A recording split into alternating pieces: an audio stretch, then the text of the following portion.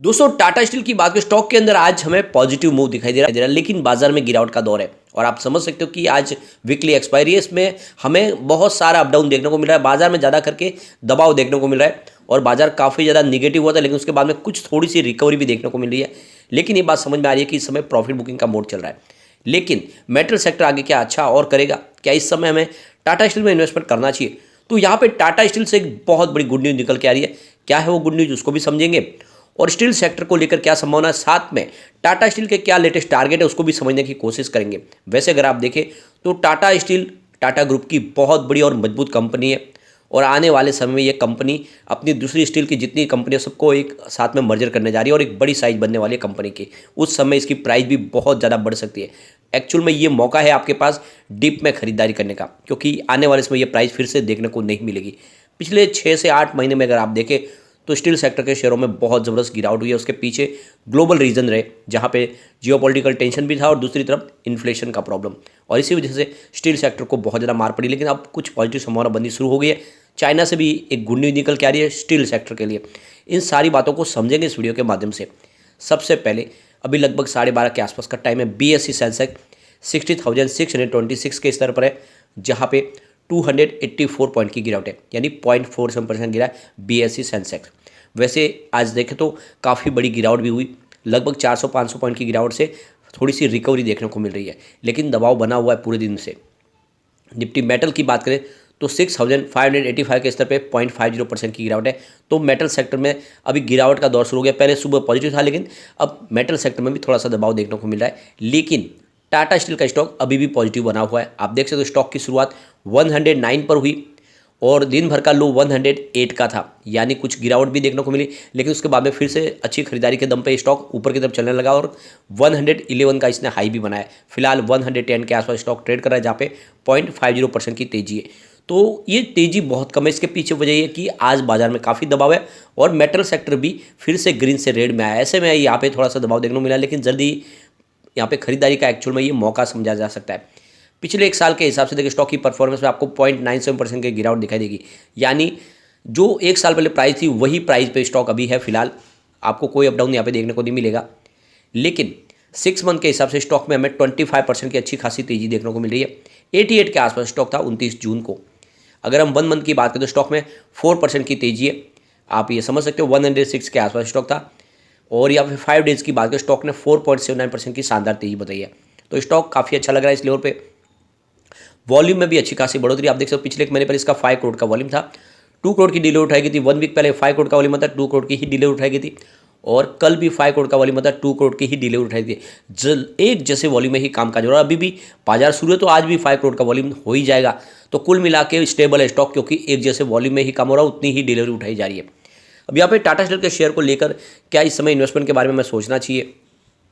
अब जब टाटा स्टील की बात करें तो सितंबर महीने में 95 के लो में चला गया था, लेकिन वहाँ से फिर से इसमें पॉजिटिव माहौल बनना शुरू हुआ, स्टॉक ऊपर की तरफ जाने लगा। 116 तक गया लेकिन वहाँ पे इसको एक बड़ा मजबूत रेजिस्टेंस प्रेशर झेलना पड़ा और वहाँ से स्टॉक फिर से स्लिप हुआ। तो अभी फिलहाल कंसोलिडेशन मोड में दिखाई दे रहा है।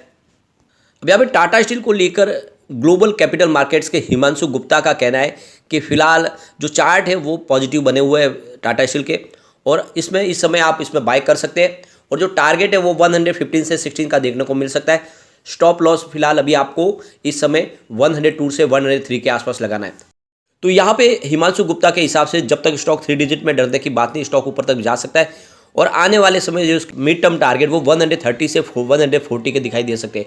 तो कुल मिला के इस समय टाटा स्टील में निवेश की सलाह दी जा रही है। अब यहाँ पे एक बहुत बड़ी और अच्छी पॉजिटिव खबर ये भी है कि आने वाले समय इंडिया में 300 से 400 नई वंदे भारत ट्रेन लॉन्च होने वाली है। और यहाँ पे टाटा स्टील को इसमें बहुत सारे इसके जो प्रोडक्ट है यहाँ पे बना के देने के यहाँ पे ऑर्डर मिले हुए हैं, जैसे कि यहाँ पे सीटिंग सिस्टम, पैनलिंग्स वगैरह, ये सारे के सारे जो प्रोडक्ट हो गए ये टाटा स्टील बनाएगा वंदे भारत के लिए। तो आप समझ सकते हो कि आने वाले समय टाटा स्टील का काम कितना बढ़ने वाला है। तो कुल मिला के वंदे भारत के दम पे ही टाटा स्टील में एक शानदार तेजी का दौर शुरू हो सकता है, क्योंकि बहुत सारी वंदे भारत अभी आने वाली है। तो कामकाज और बढ़ने वाला है टाटा स्टील का। अब यहाँ पे एक लेटेस्ट बड़ी गुड न्यूज और निकल के आ रही है। टाटा ग्रुप की कंपनी ने टाटा स्टील एडवांस मटेरियल के तहत नए मटेरियल कारोबार को बढ़ाने के उद्देश्य से 12.81 प्रति शेयर के हिसाब से अपनी जो सब्सिडियरी कंपनी है टाटा स्टील एडवांस मटेरियल के 1.15 करोड़ इक्विटी शेयर का अधिग्रहण कर लिया है। और ये जो कुल अधिग्रहण का जो मूल्य है वो 14.80 करोड़ रुपीज़ का है। अब अधिग्रहण पूरा होने पर Tata steel advance material steel की जो टाटा स्टील की पूर्ण स्वामित्व वाली कंपनी बन जाएगी, नहीं अब टाटा स्टील का ये हिस्सा बनेगी। तो अपनी एक सब्सिडरी कंपनी का अधिग्रहण कर लिया गया है और इस तरह से देखें तो धीरे धीरे टाटा स्टील अपने कारोबार को समेटना शुरू कर चुके और ये एक कदम है मर्जर की तरफ। यानी आने वाले समय में जिस तरह से कंपनी का जो विजन है वो क्लियर है कि जो स्टील की अलग अलग कंपनियां उन सबको एक तरह से एक ही अम्ब्रेला के नीचे लाना है। तो कुल मिला के ये बहुत अच्छा डिसीजन है।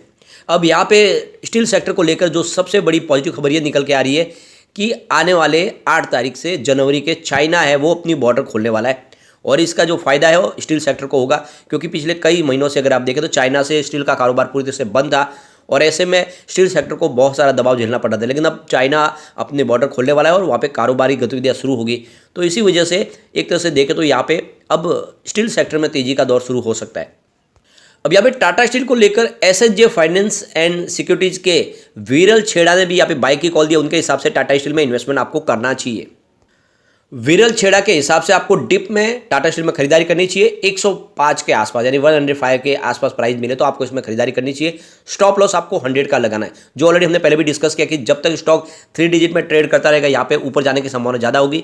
तो यहाँ पे भी स्टॉप लॉस आपको 100 का लगा के 105 के आसपास खरीदारी की सलाह दी गई है और आने वाले समय में इसके टारगेट 125 से लेकर 140 के टारगेट देखने को मिलेंगे 6 से लेकर 8 महीने के लिए। तो अगर आप 6 मंथ के लिए निवेश करते हो तो आपको इसमें 140 तक की भी प्राइस देखने को मिल सकती है। तो ये मौका है एक्चुअल में आपको टाटा स्टील में निवेश करने का।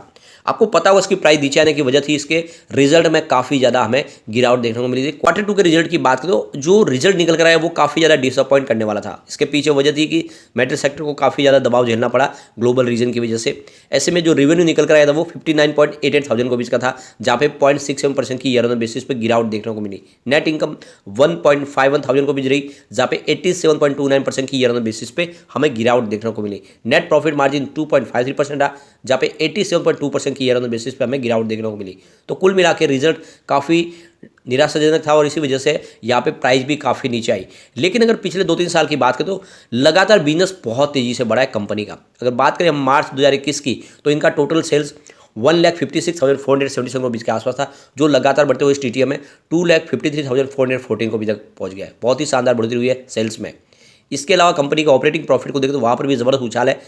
मार्च 2021 में जहाँ पे 30,504 करोड़ के आसपास था, वो इस TTM 51,956 करोड़ के आसपास पहुंच गया है। इसके अलावा नेट प्रॉफिट आफ्टर टैक्स की बात करें तो मार्च 2021 में जहाँ पे 8,190 करोड़ के आसपास था, वो इस TTM में 28,444 करोड़ के आसपास पहुंच गया। तो पिछले 2-3 साल से कारोबार तो बहुत तेज़ी से बढ़ा है और प्रॉफिट में बहुत बड़ा उछाल है। लेकिन 2 क्वार्टर जो है वो काफ़ी ज़्यादा निराशाजनक निकले। इससे डरने की बात नहीं है, कंपनी वाकई में मजबूत है, फंडामेंटली स्ट्रॉन्ग है। एक बार आप इसके फंडामेंटल देखें तो आपको समझ में आएगा कि वाकई में कंपनी अच्छी है।